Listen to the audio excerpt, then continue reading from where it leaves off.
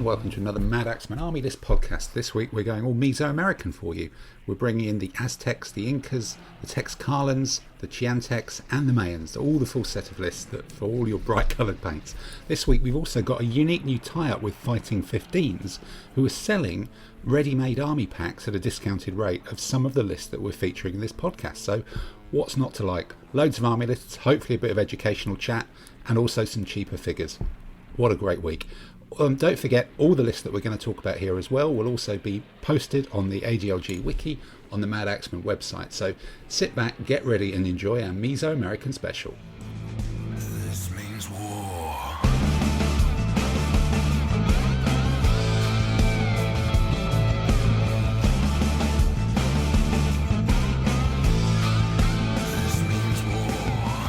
Well, welcome everybody to yet another Madaxeman multi-list ADLG list building special. This time, of course, I'm joined by Richard and Dave, the regular team for these army list specific podcasts. And for this week, we're doing something even unusual by our own standards. And I suspect this is we're actually looking at lists which none of us have ever fielded, and possibly none of us have ever actually played against either. And we're looking at the Americas, and more specifically the armies in the first half of the Americas. And this is sort of a tie-in as well with some of a project that I've been doing for Ian, who runs the company Fighting 15s, where I've been helping him design some ready-made army packs for ADLG. And Fighting 15s in their Gladiator Games range are one of the relatively few companies who do a South American range or range of different things. So it's an interesting period. It's armies that I think in every set of rules people think about getting and then realize that they're probably not very good, and there's not that many events that you can field them in. And historically it's been a lot of painting as well to field something that's not very good, and you won't get many chances to use it, even though they're very, very colorful. I don't know, am I right, guys, in thinking these are armies that you don't own and have never fielded or faced? I've not got any armies of them yet. Not yet. Not yet. Yeah, I don't own them. Not faced them in ADLG, but I have faced them in earlier rule systems. I faced them in Fog in a couple of times, and DBMM. Actually, Seventh was the place where they had their heyday, wasn't it? It was the double-armed regular B skirmishing medium infantry with two-handed cutting weapon that were absolutely devastating under the rules. They were some of the best troops. You know, they would shred anything, wouldn't they? That was I do remember now. Yes, going back as far as Seventh. My God. That sends shivers down the spine, doesn't it? But but none of us have fought these in ADLG. Because they do sit in that funny period. What does tend to happen is there's very rarely a competition for these specific armies, but they do occasionally get lumped in as potential armies to use in competitions with other themes. And maybe that's kind of the starting point, sort of skimming over them a bit about how best they fit, you know, because if we look a bit at the history and what these armies actually were, and how they were built together, and then think what is the kind of the closest equivalent to them. I don't know, you know, looking at how these armies are, there's a lot of impetuous foot, there's a lot of two-handed cutting weapon, they're all medium infantry. You know, what do you guys know about the history that allowed these empires to get, in theory, so big over such a long period of time with what just still looks like a bit of a rush and stab sort of rush the enemy and stab them sort of way of fighting? Okay, so Central America is a place in its own space, really. It's almost outer space with the rest of the world. It's a completely different culture to anything else we see in Europe or even Africa and places like that. So what you've got is a mixture of city-states, in essence, which come into rise and fall and change. So you've got an early period, which was the Zapotec and Mixtec, who build the central Mexican temples. The Aztecs then arrived. I think they actually migrate from North America and bring quite a few North American warfare traits into Central America. But what you end up as a result with is a load of city-states which gradually coalesce into the Aztec Empire, which is still a bunch of city-states. The warfare is intensely ritualistic. It's not something that we would recognize as warfare in Europe, and that, as I'll go on to say, is something which led to their massive failure against the conquistadors.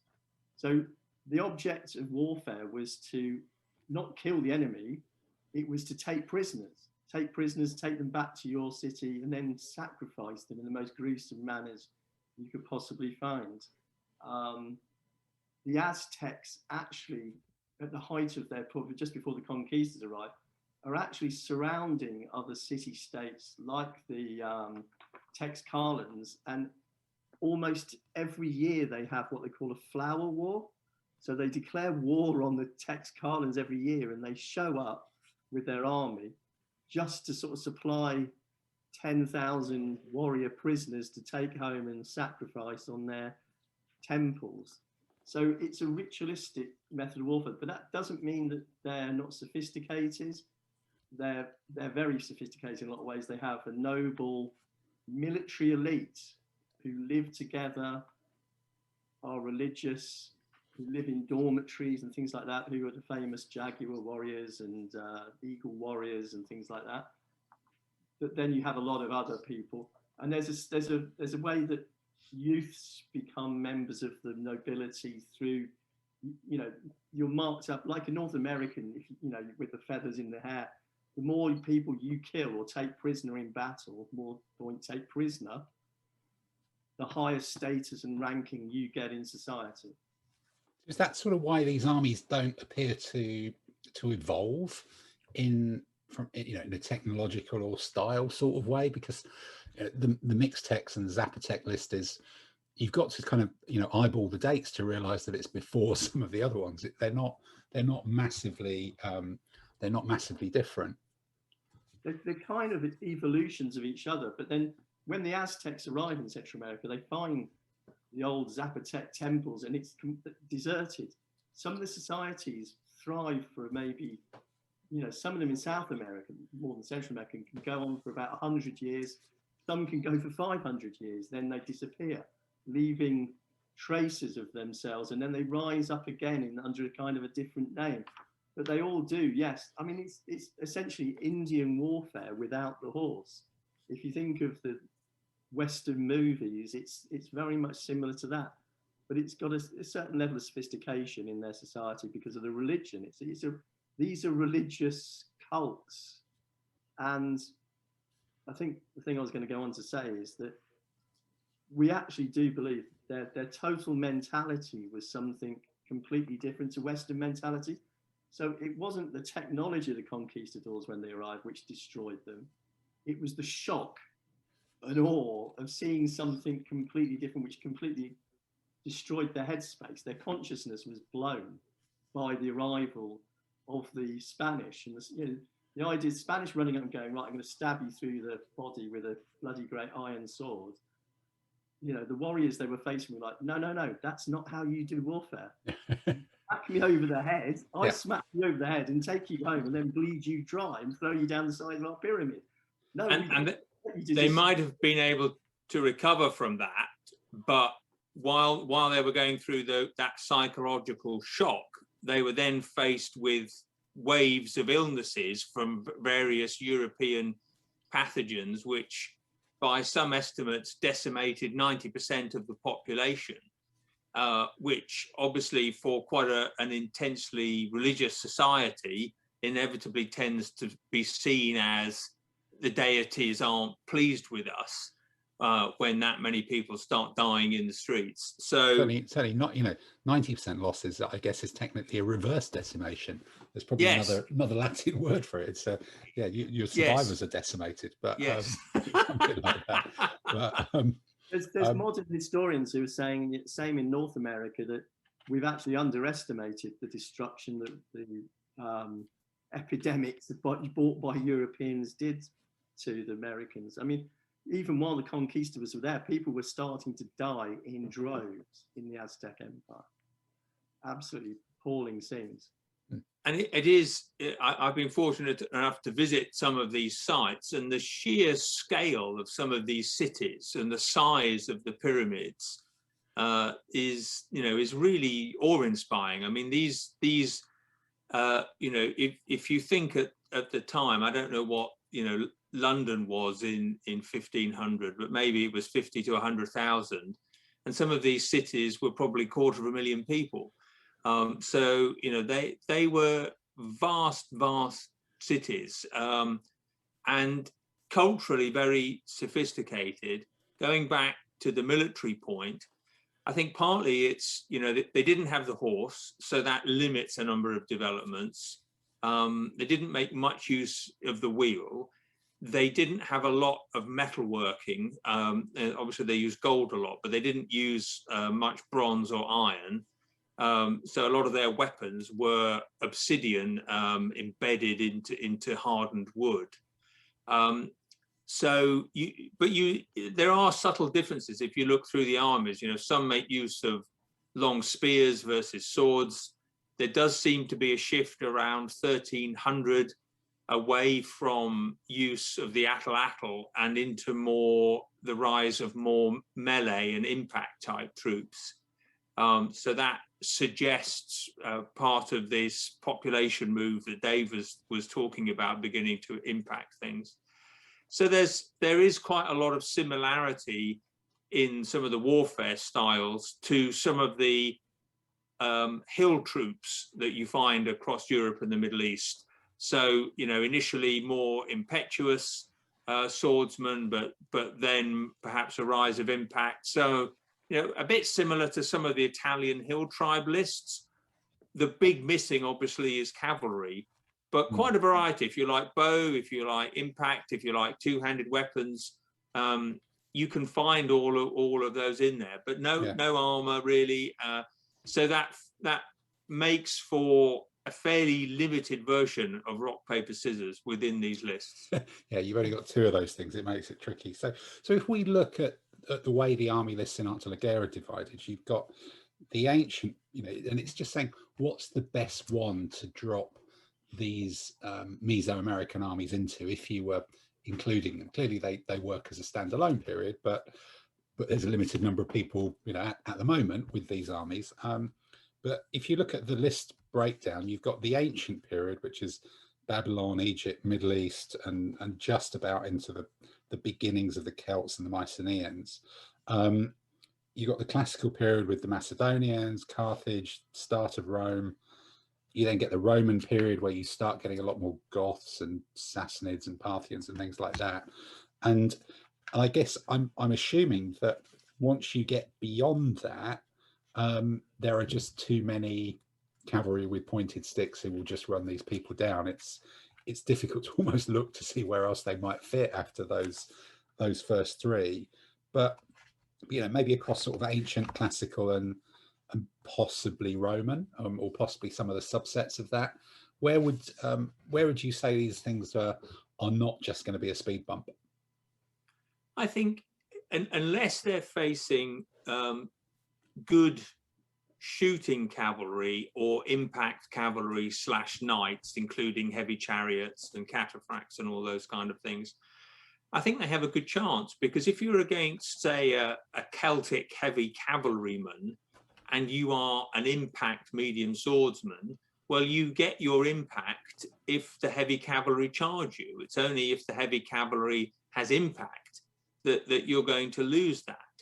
And you can choose to have quite a lot of impact troops, quite a lot of elite troops, quite a lot of two-handed weapon troops to deal with armor. So I think they're probably they don't immediately appeal, but I think on reflection you could make them work in a lot of periods. I mean, you can look at other armies, like, for example, some of the early medieval Irish, where you could make quite a similar looking list, and people make it work. It's just obviously, if you're facing mounted, you've really got to play, you've got to be fortunate with the terrain, and you perhaps therefore want to go for one of the lists with high command factors and possibly a strategist, because if you're facing certain troops, you're going to have control of terrain. Yeah, I guess, is it kind of almost an army full of Almogavars? You know, Dave, I know that's one of your favourite troop types, but exactly, yeah. I think Richard's completely right as usual. I think biblical, they'll work. It's very much like a sea people army, or some of the Egyptian armies. Not okay. The heavy chariots will cause a problem, but you've got armies which are very large. You've just got to put a net out to catch the heavy chariots in. I think again another point is Richard's right. If you can, these are armies which, within their own periods, they're not going to worry about too much about terrain, because all the Mesoamerican armies are medium infantry, so it doesn't really matter so much about terrain. In a biblical period, they would want to defend, so you'd probably be trying to put down all 5 pieces of terrain and trying to get as much terrain down. You know, you want all the plantations, fields you can possibly get, then they might work. I'm not sure mountains really help them too much, because it's got difficult terrain. One question that always strikes me looking at these lists, and particularly with reference to that unique weapon, the atlatl, that is kind of javelin for medium infantry, but not quite in combat. How much better would it be if that had a range of 2 or 3 or 4 even, instead of the kind of the 1 that it has at the moment? Is that, does that make it, would that make a big difference to it? It might do, but I think unrealistically so, because it's a little bit like a lightweight peeler, in that its role is to weaken the enemy just prior to contact.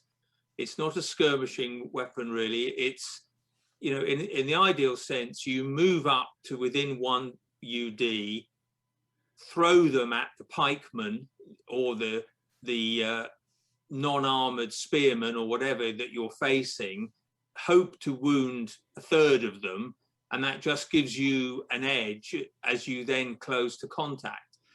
I think if you gave them a range of 2, skirmishers wouldn't really be able to stand in front of them, which I don't think would be realistic. Yeah, I think that's an interesting one, isn't it? It might, that you've got to get that balance, I guess, with these rules between the realism versus the on-table reality, and the ability of a pike army or a Roman army to screen its principal combat troops with 2 or 3 or 4 skirmishers and completely negate the 1 shot that the atlatl gets. Is almost, it may mean that the skirmishers just get driven off, and so your overall effect becomes a bit better. I've had to think about this and thought, I tended to agree that, okay, we're trying to treat them as peeler, which are weapons which are used just before contact. But I don't think that's actually true. The atlatl is essentially, if you can imagine your arm being your shoulder to your elbow and then your elbow to your hand, it's adding a 3rd part of the arm. So it's actually extending your arm. And what it does is it actually increases the distance you can throw. So I would actually argue, against my first thoughts, that we should be giving them a shot at 2. And I think possibly the reason they've been given a shot at 1 is to make sure the skirmishers do have some sort of influence in the game. But I think they're there to drive off their skirmishers would probably fight on the outside of this army or in terrain purely. I don't think they would be running ahead of the warriors. And I think there would actually be a kind of javelin battle between these warriors before they close to contact, in their own strange manner of trying to take prisoners and do whatever they do, trying to knock each other out. We should be doing 2 UDs for shooting, but that's maybe. And then the other question with these armies that always strikes me is, if you look at them, there is obviously the Texcallans who get Cortes and the Conquistadors, and clearly they won. So it's got to be a good option, and it's something very different to everything else in that period, which makes it interesting as well. But if you're looking at these as a a unique period, a Central American, South American period, just to do it, does allowing that Cortes allied command or internal allied command, or whether it's a subgeneral command, but that internal command of all the conquistadors, because they do have to be all in one command, does that unbalance that army and make it too good for any of the other ones to really deal with? If you gave everybody a free choice of armies in that theme, is it a no-brainer to pick the one army with the conquistadors because of the conquistadors, or are they actually still too small that in a set piece battle where there's no pre-game attrition of 90% through illness, that it doesn't actually make much of a difference, and it just is it's a bit of legitimate flavor? I mean, my view is that it doesn't overbalance it. I mean, there's one mounted unit and a few other units that are basically pretty similar to what, I mean, a crossbow isn't that different to a bow, and one or two units on foot having armor, well, that's a situation we see in many other lists. So I think you can have that without any problem. And I think the rest of the Aztecs and the Mayans have enough other stuff that the Texcallans don't have in the core list, that you could have a very interesting game, without messing with the rules at all. I definitely agree. I think Hervé's done a good job of not making the conquistadors some sort of like super troops, because there's only 3 fighting troops, 2 bowmen, and a couple of handgunners. I don't think you're going to take the artillery, but you might do. I think it might give flavour to a competition if there are a few of them around, but they're not going to overbalance that army to such an extent that they're going to make it so good that the others don't work. Okay, well, that's good to hear. Well, I think on that point, maybe let's move on and have a look at some of these lists then. This means war.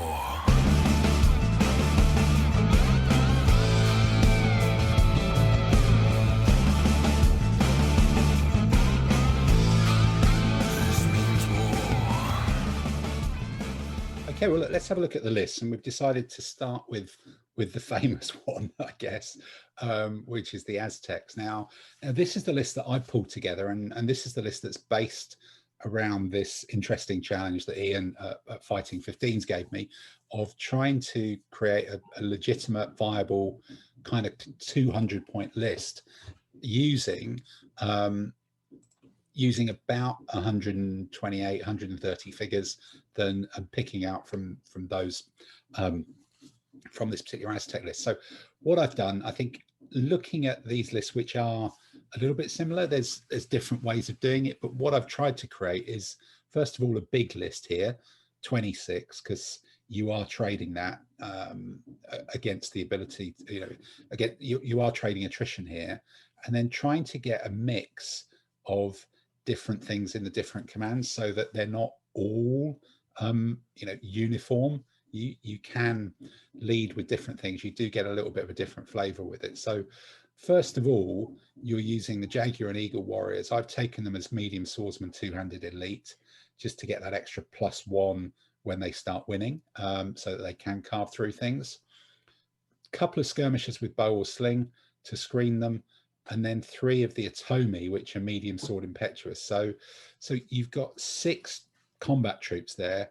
Some of them are medium swordsman impetuous to give you that shock. The others are medium swordsman elite. They still chop. That's a very, very dangerous command, and you throw that into pretty much anything.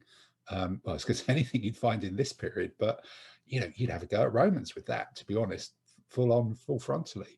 The second one, competent general, again, part of a strategy to get the initiative up to 2, because this Aztec army has a +4 that it can do. Couple of warrior priests, medium swordsman impact elite. 4 in this one of the medium swordsman with atlatl. I think medium swordsman is one of those things that we've kind of talked about in some of the previous discussions. They can, by standing there and shooting, they can resist or negate somebody else's impetuosity and take that away. and with atlatl, maybe they get to do a bit of shooting and as we say, ding people off a little bit before, and then 3 skirmishers again to screen them or provide some extra width. But it's another block of 6, but not, this one doesn't have any impetuosity on it. And then the third one is pretty much the same, using the Kuichik shock troops, 2 of those, 4 more of the warriors. That's sort of soaking up your minimum on those standard warriors, the guys with atlatl, and 3 skirmishers with bow. So it's 3 commands of 6 combat troops, and one of them is very much go forward and be the cutting edge, and the other one is designed to absorb impetuous impact, and between the atlatl shooting and a couple of elite ones, to hopefully be as good or better than what's there. Looking at it, I think there are some fairly straightforward ways to do these lists, and this is the way that jumped out at me. But here's 3 blocks of 6. They're going forwards. 2 of them can hang back. They've all got extra width. They've all got some skirmisher cover, but they do slightly different functions. I think my first question, and I think this is one which is probably going to be a question, I think that this is a very interesting period. If you could actually get a competition together with 6 armies of this sort, it would be fascinating to see what came out of it. And to be honest, I would sit here and I wouldn't have a clue. Would you sit there and want to go for loads of movement and pits to get your staff moving around? I mean, they're all going to be quite large armies. I think one thing which stands out to me is almost all the armies have got a choice in the Eagle Warriors and the Warrior Priests of, do you take them as impact elite or 2-handed weapon elite? Now, in the list that I've gone for 2-handed weapon elite, because although the impact has the initial impact in the first round, the 2-handed weapon will work constantly through any combat. Yeah. And I think that might give you a better chance in the long run. So I think I would go for 2-handed weapon. I don't think terrain is going to matter much because you're all medium. Not at all. Not at all. Shooting mountain and things like that. You don't want. So I think there's going to be a situation where you decide to be on the attack, take the command points to get your troops on the attack, and use lots of command to move forward quickly and get that initial rush of outflanking, trying to move. So I think the rule set actually does work really well in terms of Meso-American warfare. Yeah, those 2 differences. Richard, what do you think looking at this list? Do you think it's pretty straightforward? It's it's trying to be a good basic core without going too overboard on anything too clever? I think that's exactly how I would describe it. I think it's a very solid starter list. It's got a range of the common troop types, gives you some skirmishers to slow down. It's got good command compared to a lot of the armies which only have 3. You've got some shooting capability. So it's a good core because it will suit also a number of styles of play, in that you can do the charge kind of approach, but you can also do the jab, jab, jab type approach. So I think it'd be a great place for somebody to put their toe into the water with Mesoamerican warfare. Yeah, and one of the other things that is slightly odd about this list, because it's a factor that we've never really had to factor in before. When I was putting it together for Ian to use as the basis for this, ready-made 40 quid army, part of it's thinking, could this also work as a basis for other rule sets that have unit-based, compositions? So having clearly the Jaguar and Eagle Warriors, you're allowed 3 units of them. That's 18 figures. That's it. Using 3 of the atomic, it gives people, if you're using a different rule set, it's an 18 or it's a 12, or it's getting those multiples. And some of the skirmishers, so you've got 8 skirmishers, that's giving you 16 figures. So there is a slight element of thinking those light infantry bowmen do have to be in a 16, but actually that's not really compromised its legitimacy, because I think there's going to be terrain around and people are going to be sort of spreading this stuff about. and you do want to screen from the atlatl, and you do want to give those 3 blocks of 6 some overlaps once they start getting into combat, or you want to be occupying terrain to use it. So whilst it was a slightly artificial constraint, I don't think it's it's unbalanced this in any way, shape or form. I think in some ways it would have been nice to include more warrior priests because they're a bit more colorful, and I guess, do you swap them out? But they are pretty expensive, and you do want these armies to be big. And were you adding to this with a bit of extra purchases, I suspect what you would do is pick up some more of the warrior priests, and possibly even just use Jaguar Eagle warrior figures for them, just because they're kind of cool. They're the cooler troops in the list to do so. So that was certainly the idea for this one. War.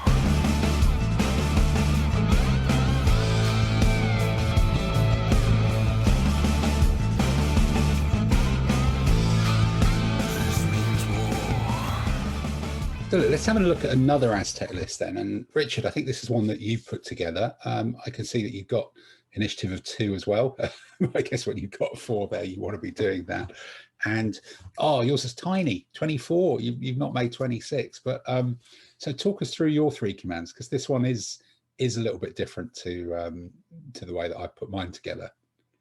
So yeah, I took a different sort of approach to this. And said, right, well, what really makes the Aztecs stand out for me amongst all the lists is the high number of elite medium swordsman impact. So I want to get as many of those as I can. So I've gone for 2 commands that are basically get stuck in unless you're facing impetuous, in which case get in their face and wait for them to attack you. And 1 kind of messing about command. So the second command would probably be in the middle. It's got an included ordinary general and 5 medium swordsman impact elite. So I'm assuming that in period, my opponent doesn't have a lot of shooting. If he does, he's only got bow. So I'm, on a +2 differential against that. So I'm not going to screen them. I'm just going to get them stuck in his face. The first command is capable of more maneuver. It's got a brilliant general. It's got 3 impact elite and 3 impact, and a couple of mediocre medium swordsmen. And they're there to, in an emergency, fill in a hole, go round a flank. If I'm holding back another command next to it, maybe they can threaten a flank.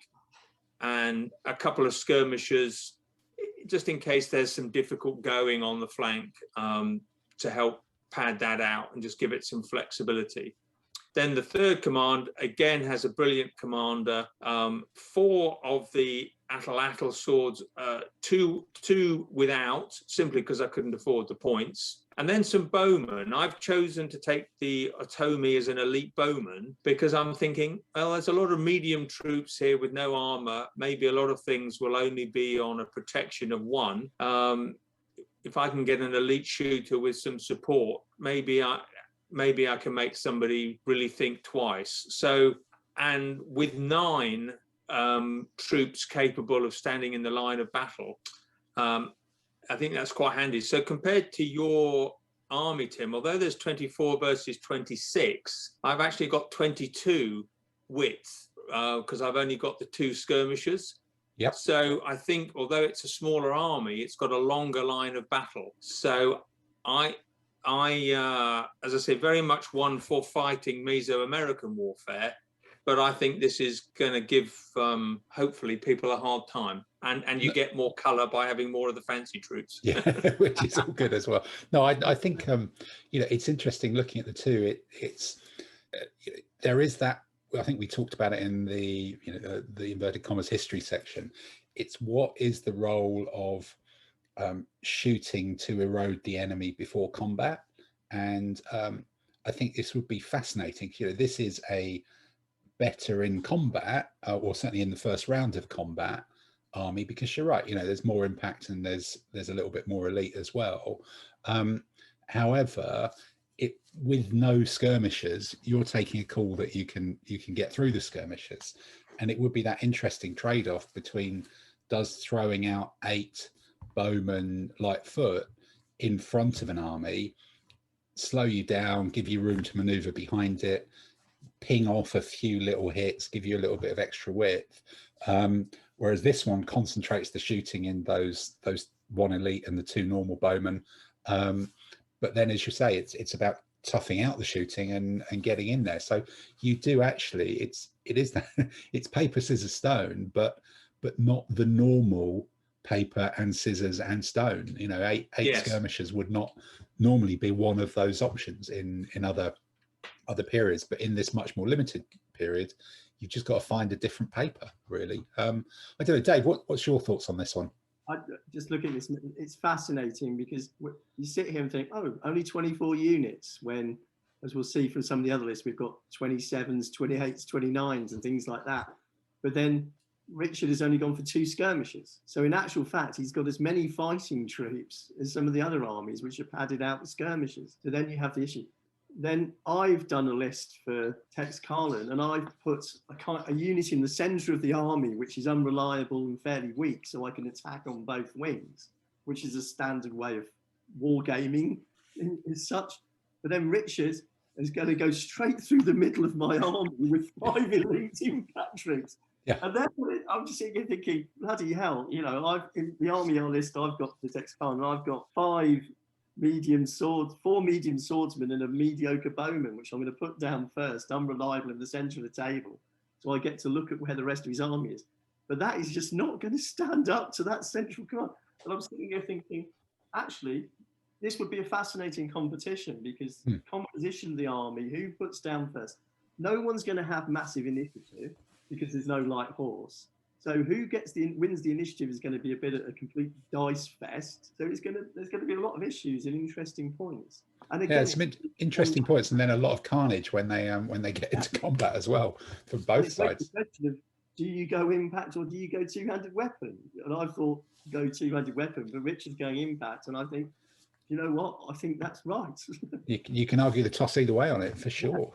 No, that's good actually. Given the limited number of options in these armies, that is actually quite a different way of doing it. And I think, you know, some of the, just buying a few more extra packs of the more colorful warriors or some of the bonus packs works as well for that. That's kind of neat. In fact, you know, with all the bowmen, the 16 bowmen in that initial army pack, you could kind of deploy them as the Atomi and the Tarascans you most of the ways there anyway, aren't you? With having 18 figures there, and you got 18 plus another 4, so you've got 22. Yeah, that's pretty close to it to give you that other option of doing it as well. Interesting. This means war.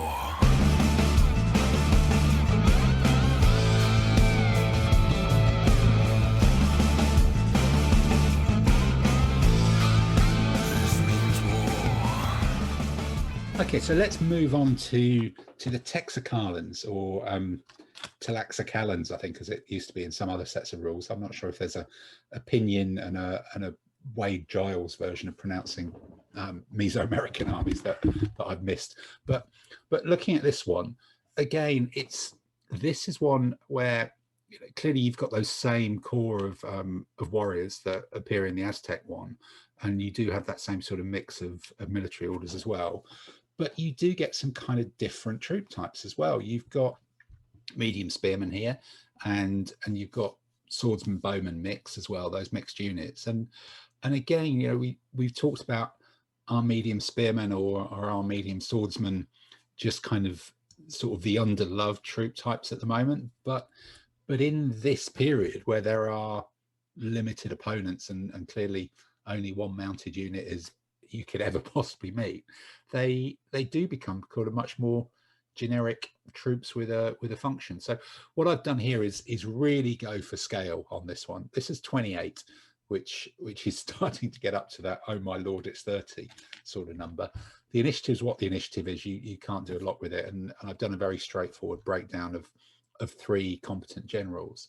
So first command is the biggie, and this is just about getting in 3 medium swordsman impact elite, the military orders, and then supporting them with some extra width with some of the medium swordsman atlatl. There's 4 of those on either wing, and light infantry bow, 4 of the skirmishers, a couple of bowmen skirmishers. So it's a big old command that either pushes forwards with the swordsman atlatl to stand and receive it, and then drives somewhere else with its medium swordsman impact elite to support another command, or you're going forward with a block of effectively 7 sort of combat troops, and you're leaving your warriors with bow and your skirmishers to protect and support them. So whilst it's a big command, some of them are going to be kind of static, was sort of what I was thinking. You know, I think there's probably an argument to make that a brilliant general and downgrade some of the other ones, looking at it kind of now in retrospect, but that's not going to change the overall points balance. The second one is again, this is playing this army as a absorb an enemy charge and hopefully use shooting, use atlatl, use skirmishers to negate impact. And you're trying to say, look, I'm going to take on impact or impetuous troops with a line of swordsmen, and I'm going to work quite hard to chip something off you all the way. So 4 swordsmen with atlatl, 4 more skirmishers, 2 bowmen here as well. So you've actually got 10 troops there who all shoot. And in the first command, you've got another 10 who shoot. And your final command, throwing in some of the warriors with long spear and 2 mixed units of swordsmen and bowmen. So suddenly this army of 28 has got 22 shooting units in a period in which some armies are not going to turn up with much skirmishers and are turning up with a lot of medium infantry. So yeah, it is planning to receive a charge, and this is sort of slightly trying to achieve something different in terms of play style as well, but to use the things that this army does bring to the table, which is the large numbers of swordsmen atlatl and the mixed units and things like that, to create something that plays differently to some of the other lists. I don't know, Richard, you're looking pensive. What's your thoughts on this? I think, as you say, I mean, the shooting's great, particularly if you've got a reasonable amount of command with a competent in each. If you can kink the line a bit so that the enemy can't just line up and charge, but has got to proceed a little more carefully, so you get longer to shoot. I think that's good. The only thing I would perhaps change is I'm looking at the size of that first command, which has an included general, and I'm just thinking maybe I think that's probably not right. I'd put more in the third command, which only has 5 troops. And I often, if I've got an included general, I quite often put that command in the middle, because if it's a flank and he gets stuck in command, and you've got some bowmen or skirmishers hanging out that then can't move, they can become a bit of a soft target for the opponent. But I think the troop mix is great.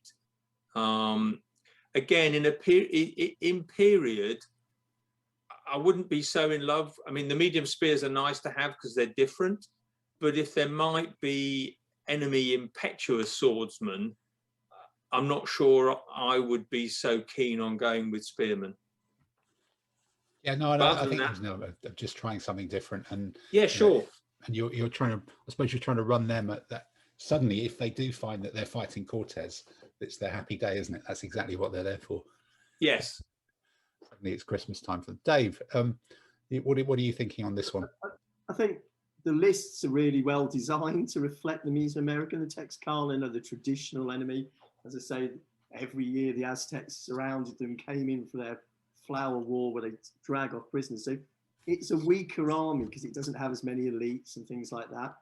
But it has got an interesting difference that it's got bowmen, whereas the Aztecs don't have bowmen. So I think I would go with the bowmen and see what happens. See what happens. You know, do the mixed units work? Do the things like that. My only comment with the list would be that there's 8 skirmishers, and okay, you've got 28 in the army, but 8 of them are skirmishers. And I think you see in the Texcallan army I've got, okay, I've only got 25, but I've only got 2 skirmishers, so I've ended up with 23 battle troops where you've only got 20. There's an interesting situation: is, you know, can you get the skirmishers round the back of the enemy quick enough to help do, you know, to get in extra overlaps and things like that? Yeah. Well, I think Lightfoot are an interesting troop type in that there's kind of there's sort of a magic number. You know, if you've got 2 or 3, that's kind of all right. And then you get up to sort of 5, 6, and it doesn't make much difference.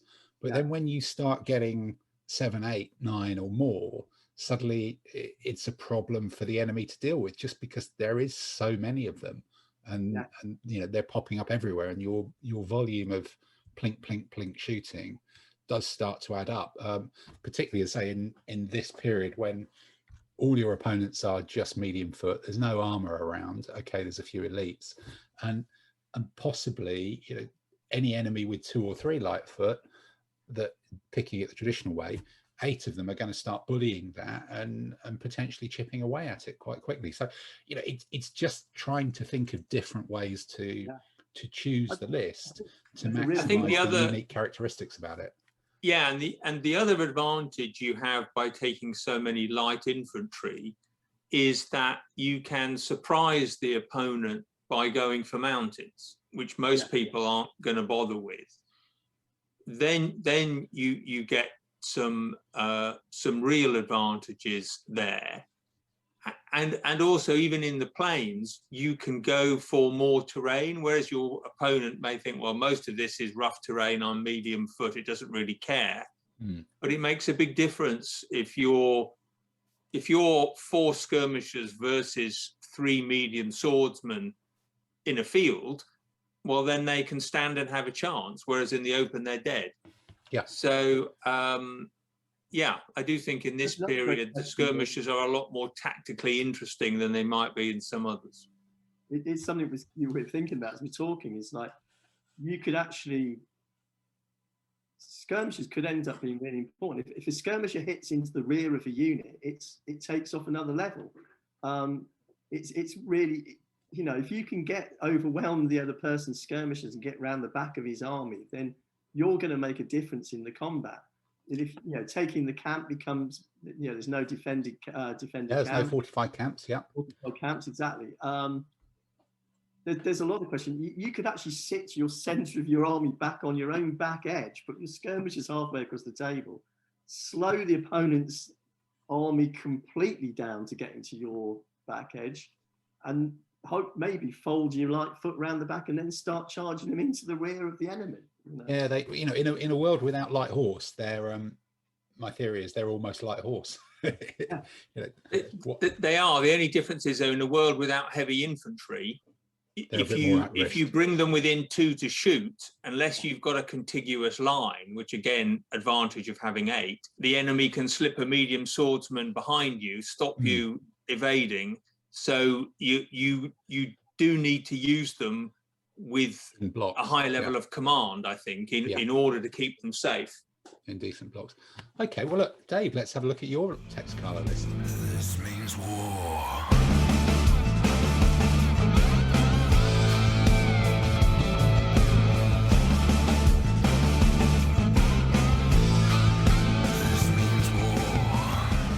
Dave, Texcallan from you, 1502.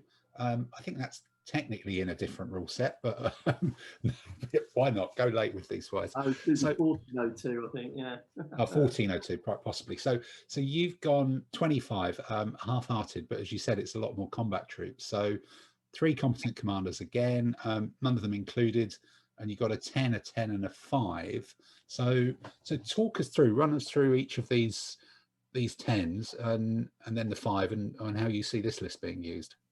Okay, so I don't think the initiative matters. It's going to be a flip of a coin unless you've got a strategist in there, which is going to really take down the army. So you're going to either attacking or defending. It could be, well, I think in a competition of say 5 games, you may be defending twice and sacking twice and one a flip of a coin, so it doesn't really matter. You don't have as many elites as the other people. So my first command, I've split the command and control equally across all 3 commands. I made them all 3 competent.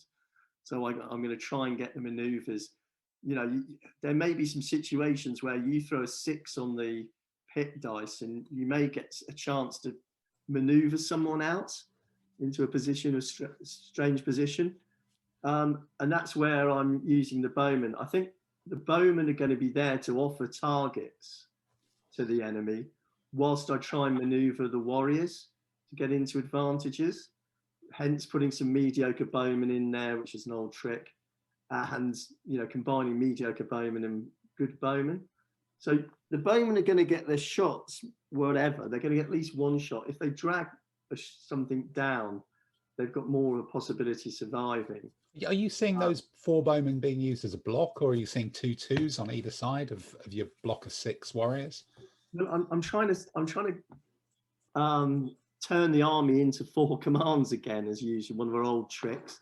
That second command, I'm going to probably put down the replaced archers, the half spear, half bow, in a block, offer them as a target, hopefully, you know, and try and maneuver the other 6 in that group as a separate entity. Give the pips to the 4 warriors and the skirmishers to try and create a V, so, you know, people can't get into the archers because they're being threatened in the flank by the warriors. And yet that gives the bowmen more chance to do their thing and do their damage. I think if you create a V with ADLG armies, you can prevent someone charging into the front of your weaker troops and allow them to do the damage. I've put all the elites together with enough warriors with them. And again, I've offered 4, I put 4 bowmen there to put down a lot of bow fire, I hope, whilst the pips are used by the 6 warriors, the military orders and the warriors. Oh, I see. So you've really got your first 2 commands of 10 are 2 commands each. One is, the first one is 6 warriors, half elite, half normal, and then the other bit is 4 bowmen, half ordinary, half mediocre. Your second one is 4 warriors and a couple of skirmishers, and then your second part of command 2 is 4 of the mixed bowmen. And then I think looking at that final one, you've got 4 more warriors and a bowman. So you've got, if my maths are right, 22 shooting units here, which is quite remarkable. That's the idea. Is that, you know, the Texcallans not going to be as good as the Aztec in front fight, so it's going to have to fire. So everybody's going to fire, and I've tried to sort of pad it out, make sure I've got enough fighting troops to extend the line, put some mediocres in there. Hopefully they'll get around the edge. And I think striking people in the flanks or getting round the back of their army is going to be a major factor in these battles. Okay, so again, like me, you've gone Texcala as a shooting army. Richard, what's your thoughts on that one? So I think it's a good way to play it. The only thing I would think about with that same troop mix, I would think about moving 3 of the bowmen from command 1 to command 3 and making the generals in command 2 and 3 brilliant, and including the general in the first command. It makes it a little bit less flexible in a way, but I think when you're using commands as 2 blocks, it's really helpful to have a brilliant, because then you've got for sure a pip for each block and 1 pip left over if you need to do a flank or something else. Because I think, I mean, that, and it gives you more of a balance of numbers perhaps across the commands, because I think otherwise, I'm looking at it, your command 3 has got a competent general with 5 troops. I think you could optimize the balance slightly differently, but that's just my style of play, not yours. So yeah, no, what do I know? I mean, I think these points, you know, I think at the end of a weekend's competition, if you did find 6 people who had 6 Meso-American armies, you'd be sitting there at the end of the weekend scratching your head and going, well, that one was not what I expected, and it was completely different to what I expected, and it's blown me away. Whereas I've done, you know, I think it's going to be a really fascinating. This means war.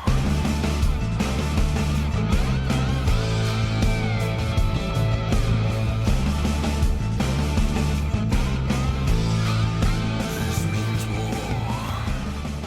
Okay, so third one of the list that I've cooked up for fighting 15s here. This is the sort of the early period, even though it kind of feels a bit similar, the Zapotec and Mixtec army. So this one, not quite as big as some of these kind of monsters, and a little bit lighter on the skirmishes for me. There's only 6 in this one, and this I think is getting a bit back to that sort of Aztec-y thing, but still with quite a lot of shooting, or an awful lot of shooting really, in that there's only 3 units out of this 26 who don't shoot, but there's still a few more elites to scatter around this one as well. Didn't quite manage to get this to the 200 points, but that's doable. You could uninclude some of the generals or something like that. But so this is a 10, a 10 and a 6. So this I felt was an army that really, because of the options, sort of suited being a bit more straightforward, that 3 balanced commands approach to it.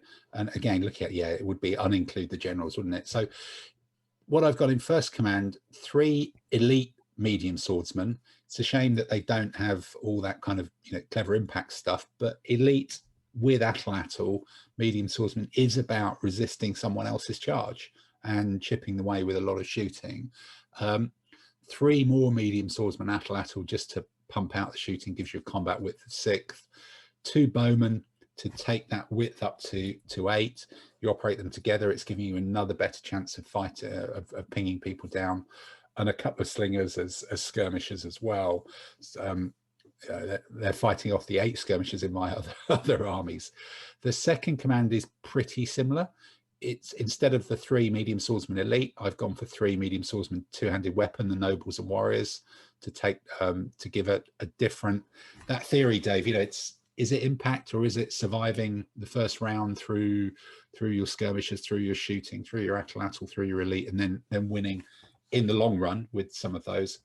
3 of the normal warriors with atlatl, a couple of bowmen and a couple of slingers as well.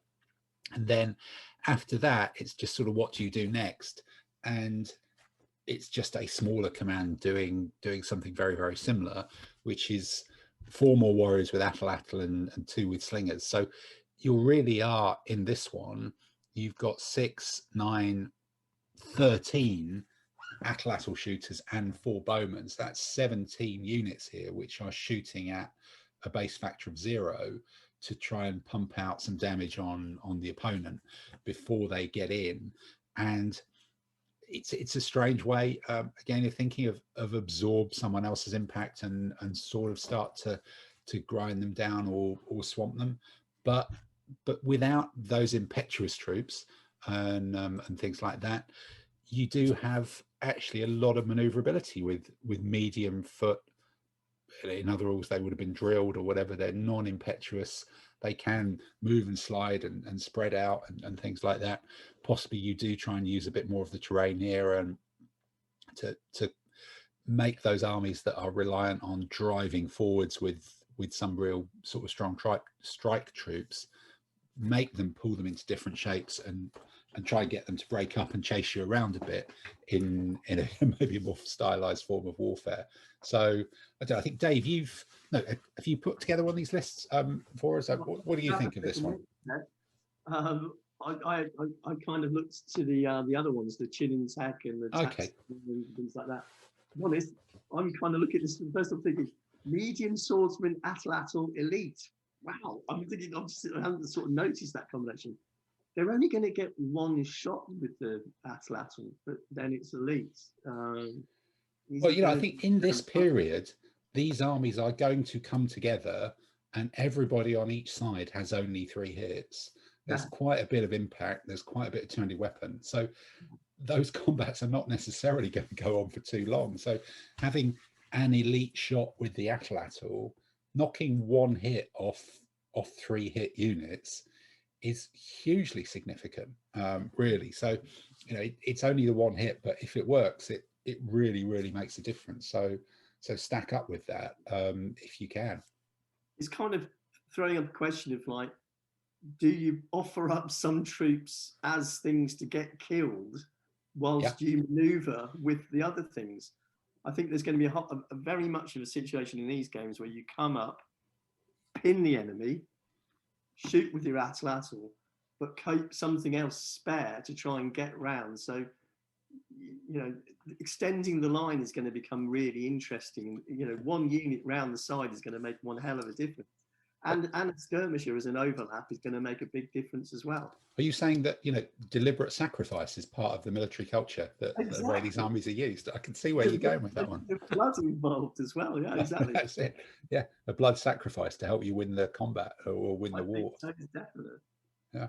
I think the thing of creating a V, I mean, I've said about it earlier. If you create a command which can create a V, so, you know, if you say you can have, in this army, the 2 bowmen and the 3 warriors can come forward and pin the enemy to their front, being 5 wide, whilst your 3 elite guys are folding round the side in a V. That can create so many problems for an opponent. It's just not true. It's, well, you know, with a slide, a wheel, you know, a 3 MU movement or a 3 UD movement, you're getting a long way to make sure you do get those stacked up shots in there. I don't know, Richard, what are you thinking? I guess this is a little similar to the way the Texcallans or my Texcallans were put together in terms of its basic concept. Yeah, I think what we're seeing is, you know, and we're kind of discovering this as we talk, but we're seeing 2 basic approaches to constructing this. One is heavy emphasis on melee, and the other is a heavy emphasis on a bit of shooting followed by combat. And I think, therefore, you know, what's interesting in all of that is, I think in all of these armies, I would be a big fan of high command points, because I think in both of them, therefore, maneuver is going to be important, because a lot of them are very maneuverable troops. And I think for the charging type armies, they're going to ideally try and get a waterway down to narrow the width. And so I think unincluding the generals here would be a goal of mine, because I think we, you know, actually looking at it, take that as a given. Because the army budget's got the ability to do it anyway, so for sure. Yes, because I think if you are relying on blunting the edge by some shooting, you really want to be operating each command in 2 or 3 blocks. So being able to have, where possible, a few brilliant commanders, you know, and not including is great for impact type troops, impetuous impact. I think for others, unless the command is small, there's a danger that the general ends up in the wrong place and you can't really move him. True. No, that's true. Okay then. Well, that's covered the early period. Let's move on and have a look at another one. This means war.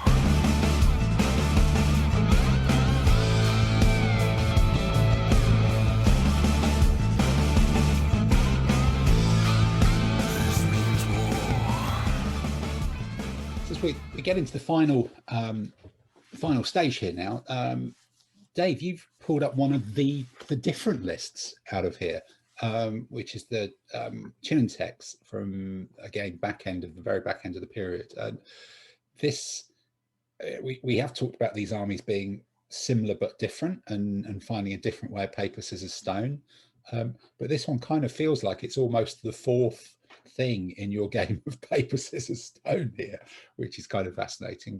And you've got a 1 initiative. You've already talked about initiative being, you know, neither here nor there with these armies, and an enormous 29 unit one that has got 7 of those as skirmishers, and this magical troop type of pikemen seem to be scattered through it as well. So your 7, your 13, and your 9, 2 ordinary and a brilliant. Talk us through these commands in order then, and what's in them, and how you see them working. Okay, so I mean, so the Chinantec is an army you actually do see in competitions, in open competitions. I've actually seen it at the Worlds, not very successfully, I have to say, but it's a very, very negative army. It's only got a command of 2, which is why the brilliant generals, and it's got 2 ordinaries before anybody comments on the lack of command and control. That's what its problem is. But it's got a magic troop type of mediocre pikemen, which I've come up against the Scottish armies. They're a bloody nightmare on just in themselves. So I've gone heavy on those, tried to get as much skirmisher in there as well to pad it out so it doesn't die too quickly. But you're going to be looking at 12 pike in the center of the army or somewhere with troops to run around the side. So it's got, I think the pike can actually do quite well in themselves here, because if you've got opens, you know, I'm going to go for mountain if I possibly can. I've got the skirmisher to hold the difficult terrain. That means that we're going to be in open areas, not too much medium rough ground. So I want my pike to go forward and do the fighting, pin the enemy. Plus, they've got a lot more attrition value. They've got an extra level of attrition to the enemy. True. Yeah. 2 in the first place. So, you know, you're hoping they're going to do some damage. But then I'm going to try and run around the edges with my nobles. I've got 4 of them in one group. And I've gone for the 2-handed weapon, which I think is superior still. And then I've got plenty of bowmen in there to run around on their own to try and take advantage of things. No, that's it's I'm still trying to get my head around seeing a different troop type to medium foot swordsman, which is kind of weird. Richard, I don't know, have you ever played against some of, we're almost talking about the Scots and the Low Countries with that huge block of inferior pike? Is that something that you've played against or looked at? Yeah, I mean, it can be, you know, it is a classic sort of rock, paper, scissors type army in that it's wonderful against mounted. And as Dave said, you've got to protect it against enemy shooting. I think his point about it having the extra cohesion is very valid. I think it would be a really useful army in this competition. I think that you'd really have to think through its vulnerability to terrain compared to all the other armies. And, you know, your opponent is probably going to guess if and certainly by round 2 or 3 of a competition, they would know that you've gone for the pike and is therefore going to try and maximize the terrain. And I therefore, I might be thinking of, you know, do I really want 2 6s? Or do I want 3 4s? So that each block is on a slightly narrower frontage. And does each one want a couple of medium swordsmen with it? And then maybe bunch the bowmen somewhere. Because I think that there's a really tasty army here. And I think what you've got is definitely the basis of it. But I might redistribute a couple of the thing. And interestingly, you do have to use all of them of the same type. So there is, it is a bit of a challenge, but you know, whether those nobles would be better off supporting the pike rather than in a command on their own would be the only thing I would want to think through. Because you could then have a noble in the middle of a pike block as an included general, which could also be interesting. Yeah, I think that was probably my thought as well. So I've used the Scots as well, and I think the Scots, because they get the Highlander allies, or is it the Galwegians, that does naturally kind of get itself to a very similar structure, because you have to put all the Highlander sword bowmen in one command with that Scots army, and the Low Countries is slightly different. But I do wonder with this, because the pikeman is the unique troop type, I'd almost be tempted to trim down the number of bowmen, because actually as well, you know, and put more pikemen into it, and a couple of commands with with 2 of the medium swordsmen, because they're still very pokey, you know, elite medium swordsman, turned weapon, embedded general, And 4 of them. and get 4 of them. But if you had 2 2s and maybe fielded the pike as 3 5s, you know, because if the pike is what's good, go big on the pike. I'm not quite so sure that 2 bowmen, 3 bowmen, 4 bowmen is quite doing enough, and I'd be tempted to have more pikemen. But again, it's a very different army, and mediocre pikemen in enormous numbers is a very, very tough troop type, because they're starting at factor 2. The mediocrity rarely comes into it. It's only when they're scoring enormous factors.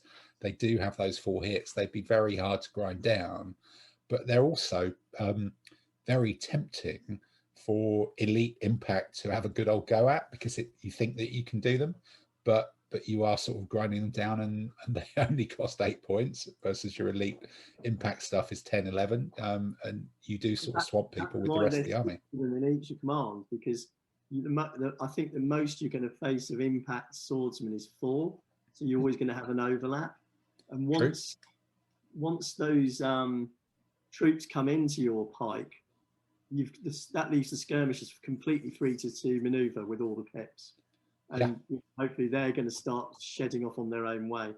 I think it's definitely a pokey army. The thing it lacks is command and control, because it's only got initiative of 2. Yeah. But equally, you know, those pikemen don't need a lot. They're going forwards, and when they get in combat, they're rolling dice and saying, "I've got 4 hits, and my base factor is 2." So there's not a lot of generalship kind of needed there, really. So, no, interesting army. This means war.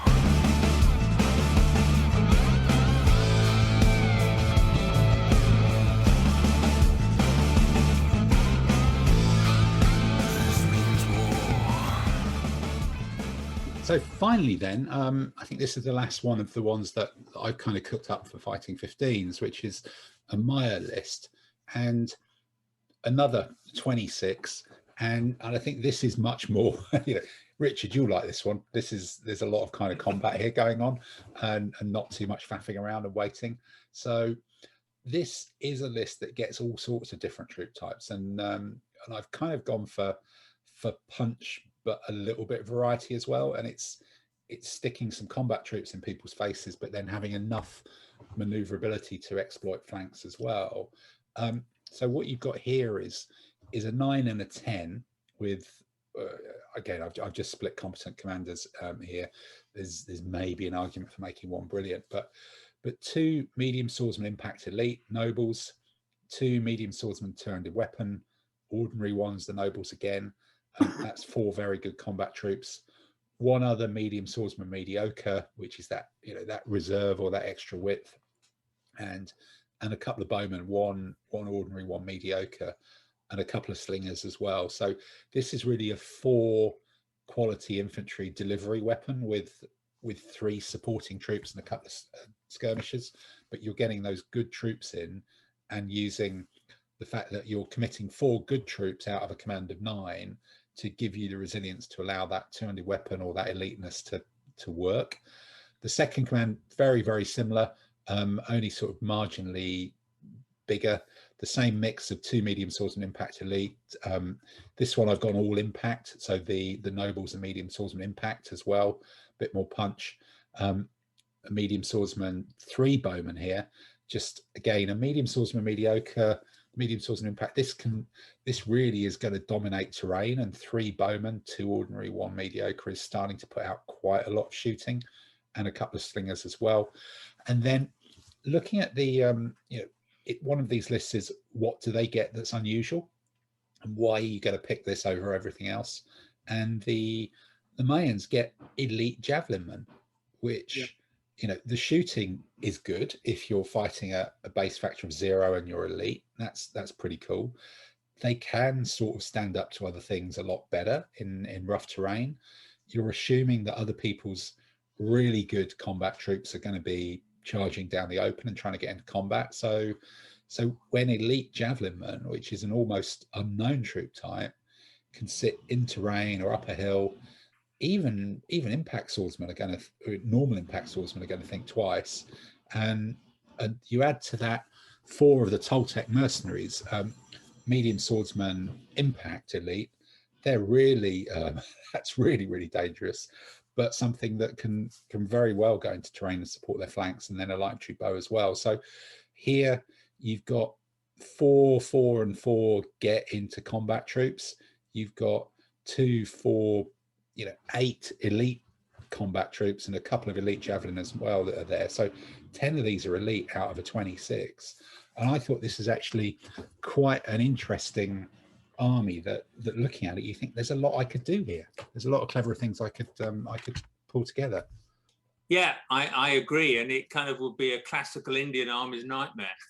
Yeah, it's absolutely. Yeah, this would shred some elephants and things, wouldn't it? And if there were any elephants in South America, which I'm not sure the archaeological record supports really. There were earlier on, but I suppose so, yeah. Probably all got eaten by somebody and sacrificed. But those atlatls had done them in. Yeah, the atlatls had done them in, for, even at one UD range. But I don't know, Dave, do you fancy using this? There's a lot of kind of fiddly about stuff here. I really fancy the elite javelinmen. I think that's a great treat. But in the list I did for the Mayan, I put them as light infantry javelin, because I think they would just completely dominate rough terrain. I like this army. I think it's got a lot going for it. I'm just still stumped why the two of you have gone for medium swordsman impact. Just because I think we just want to get to the bar quicker than you, Dave. Really, that's possibly it. In my experience, you've got to look at. Depends on the impact. If they end up fighting something that is, say, a medium swordsman atlatl, they're +1 with eliteness at impact. If you win that first round, you're +1 all of the time. Now, if it's 1-on-1, the odds don't favour you that much. If you're 5-on-5, you're going statistically, you're going to win 3 to 4 of those combats, and you are going to take that command down in another 2 rounds, and you've blown away a whole command. Yeah, no, I'm thinking the two-handed weapon. You get the eliteness of the two-handed weapon throughout the combat. And yeah, and that can work too. Elite on elite and things like that. So I think there's actually an argument that the two-handed weapon might be better in an open period, as a choice, because what else you're going to be fighting, and you're going to fight more armored troops. So you would say, if you were using this in an open period, these are two-handed weapon guys, and if you're using it in a Meso-American period, you'd use them as impact, possibly a little bit more. But it's just, what's the spirit of the army? What is it trying to do? And I think, again, it's a different set of paper, scissors, stone, and one of those options is resilience and winning in the slightly longer run, although there's not much time when they're all 3s and there's a lot of impact around. So it's a different way of doing it, but it is choosing 3 different types of paper, scissors, stone just for this sort of Meso-American sort of small world, really. I've just thought of something else that's just completely occurred to me. If you find you've got more light, if you know you've got, I've sat there and thought, no, don't take light infantry because there's no need to have them, sort of thing. But if you have got more light infantry than the opponent and you take mountains, then you've got difficult terrain runways, which are almost going to guarantee you get round the back of the opponent. Yep. So there's incredibly weird things in this, fascinating, absolutely fascinating to play. This means war.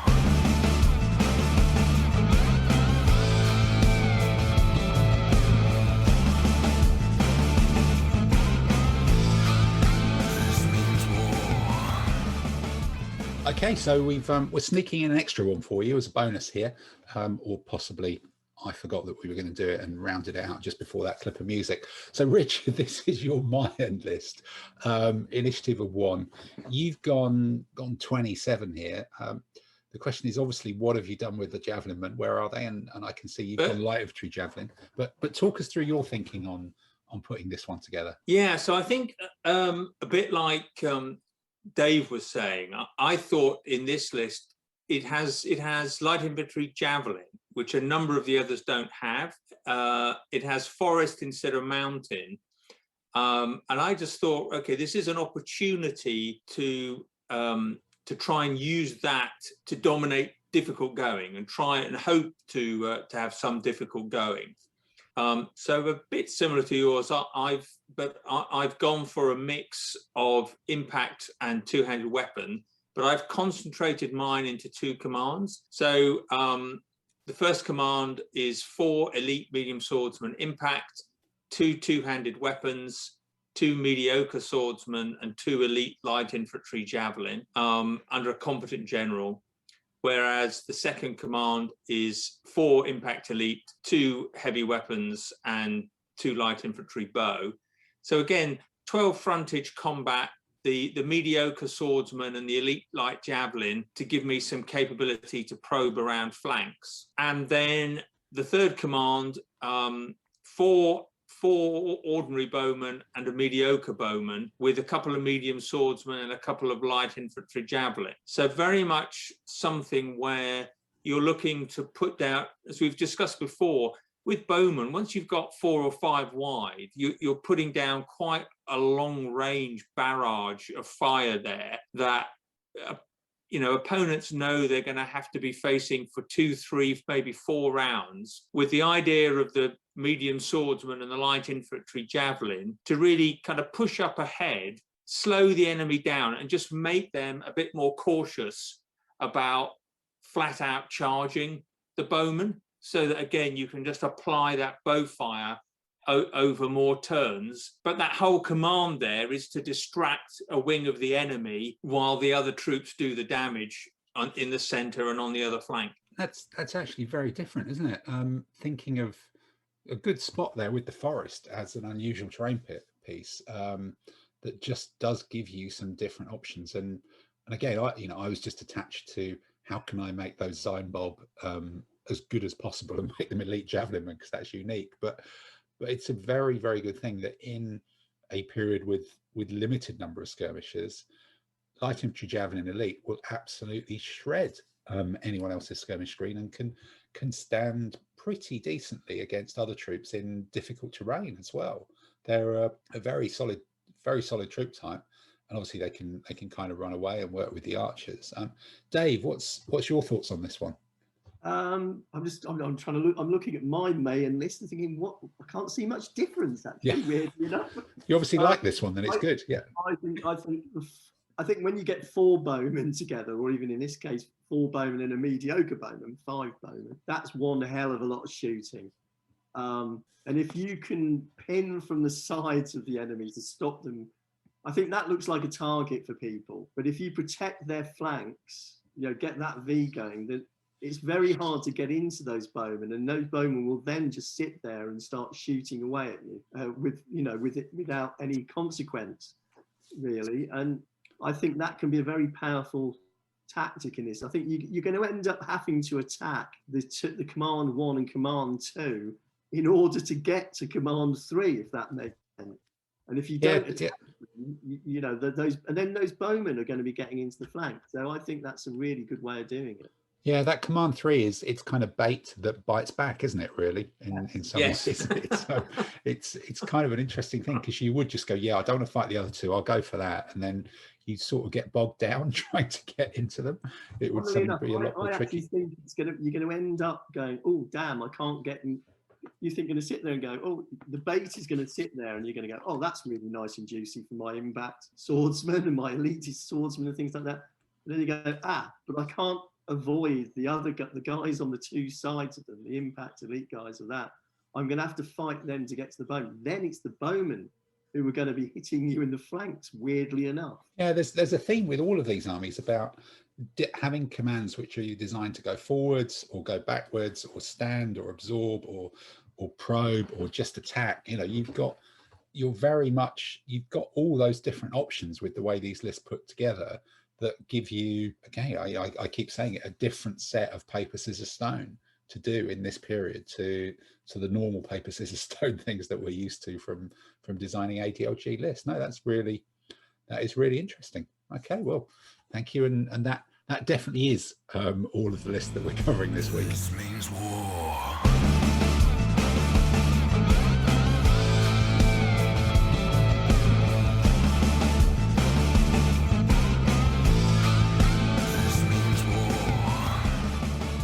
we talked about the armies and we talked about the lists, and I think we've all surprised ourselves with the difference in style that's possible from stuff that we've all not really looked at before. As always with this, we round these off with just a quick run through some of the available figures. So I guess it's difficult because we've not really got them ourselves, and we've not really fielded them before. But looking at just for the Meso-Americans, Essex, of course, have some solid ranges of Aztecs, Incas, and other ones. I guess with Essex, there's part of me with these Meso-Americans, they're almost cartoony armies, and I just sort of wonder whether Essex's sort of proper proportions are mad enough for these ones. I don't know whether you guys have even cast your eyes over the stuff on the Essex's website. The one that has always appealed to me in a lot of ways has been Tin Soldier with their chunky, chubby guys, and they do Aztecs, conquistadors with the huge headdresses. And I always think this is a period in which that Tin Soldier unique style can actually work really, really well. They're huge, aren't they? They're really big. Yeah, they're really sort of fat and chubby and kind of cartoony, but that really works very well. Khorasan have been building up ranges in this for quite some time as well. I think they started with Chimichecs, but they've got Aztecs, and they're always look fantastic the way they're painted up on their site, which is an option. Lurkio have done a few ranges down here for some of the more obscure periods, particularly.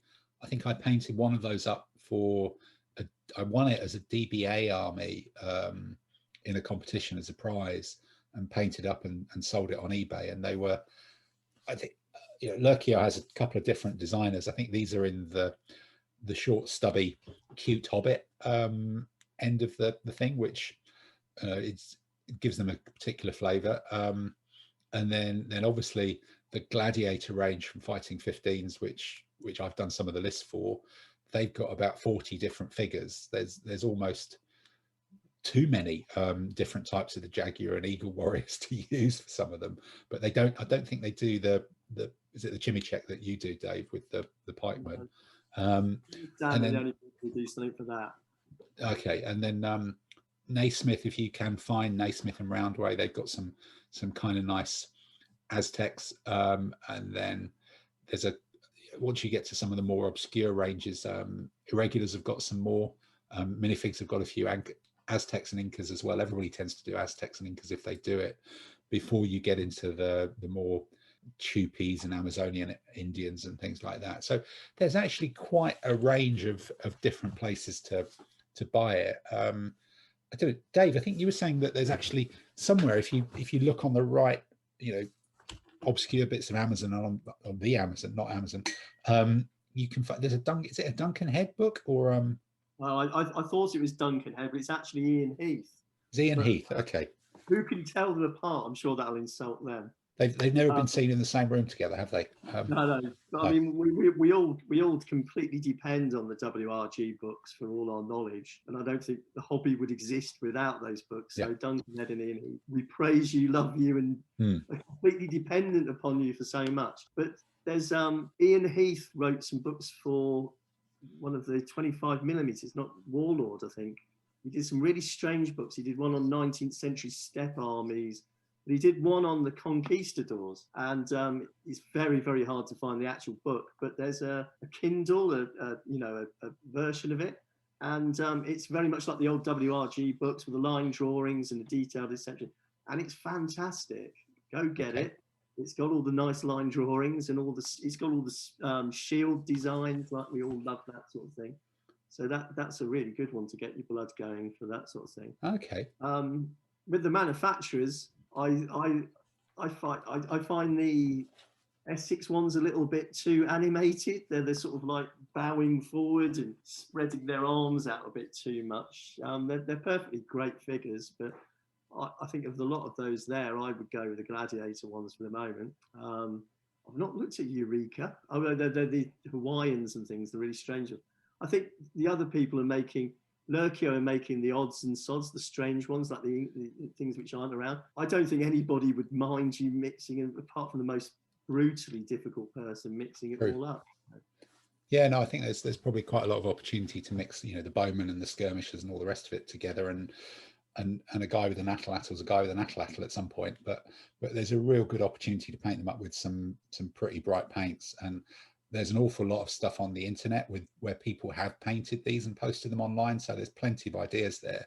And it's one of those armies where, if you are picking it up, okay, you're not necessarily going to use it forever, but if you can pick it up for a decent price, and I think hopefully with this, if we can pique a bit of interest, there's potential even for enough people to end up with these armies that there could be a competition in this theme if people do start getting on board with it. And I think what we've achieved with this podcast is to find that there are different ways of playing it. It's not just one or two armies.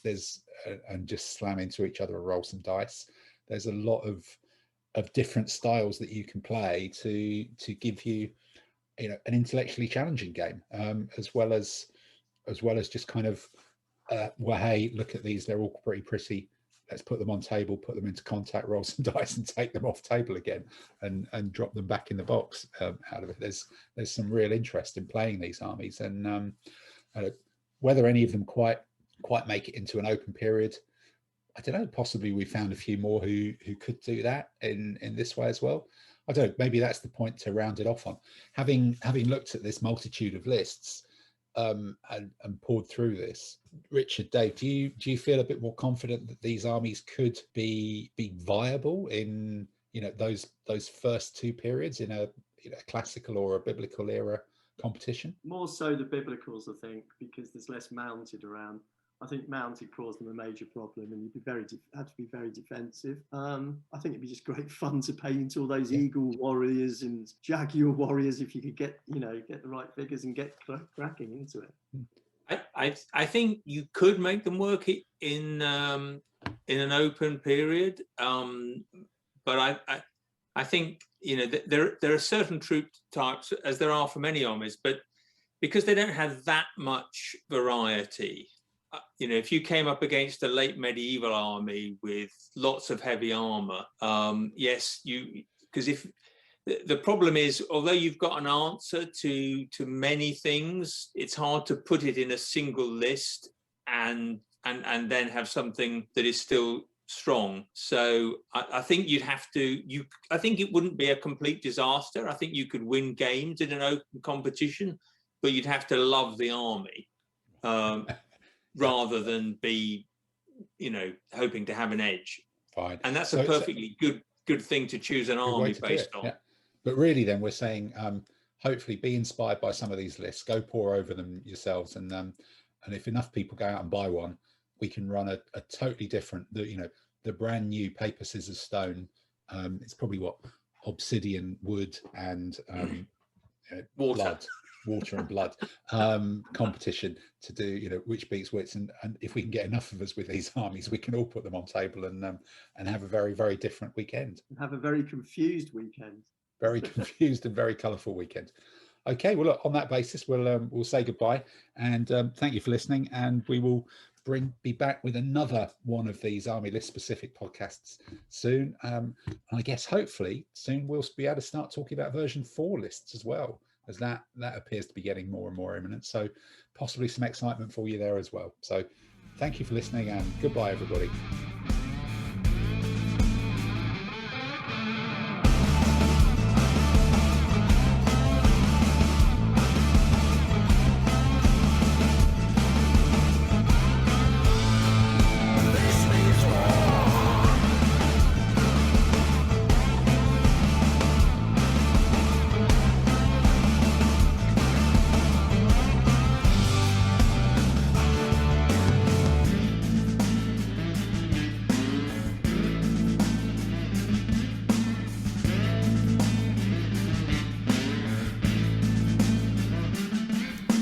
Thank you for listening. Hope you enjoyed that one. Just to remind you, some of the lists, the ones which I pulled together, so not necessarily the best ones I'm afraid, but some of the lists are available to buy as ready-made armies containing all the figures from Fighting 15s. That's fighting15s15s.com. Just go onto their website and search for the ADLG Mega Packs, or look at their Aztecs and Enemies ranges, and you'll be able to see and buy with one click some of the lists here in this unique new tie-up. Hope that's of use to you. See you for the next one.